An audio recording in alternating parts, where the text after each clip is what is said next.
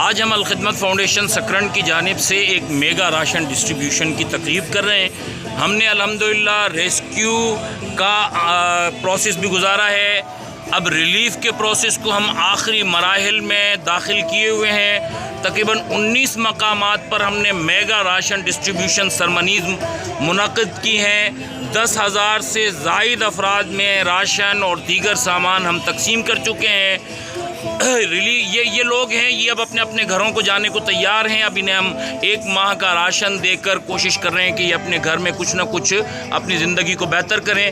اگلا مرحلہ ریلیف کا ہے، اگلا مرحلہ ریہیبلیٹیشن کا ہے، اور ریہیبلیٹیشن پہ بھی میں نے 25 ستمبر کو کوئی 1 ماہ پہلے اپیل کی تھی کہ ہم لوگوں کو گارڈر اور بانس، اسی طرح سرکنڈوں کا ترپال اور اس طرح کی چیزیں مہیا کر رہے ہیں۔ دیہات کے لوگ اپنی مدد آپ کے تحت کام کرنے کے قائل ہیں۔ اگر انہیں یہ سامان دے دیا جائے تو وہ اپنے بچوں کو سردی سے بچا کر ان کو چھت فراہم کرنے میں کامیاب ہو جائیں گے۔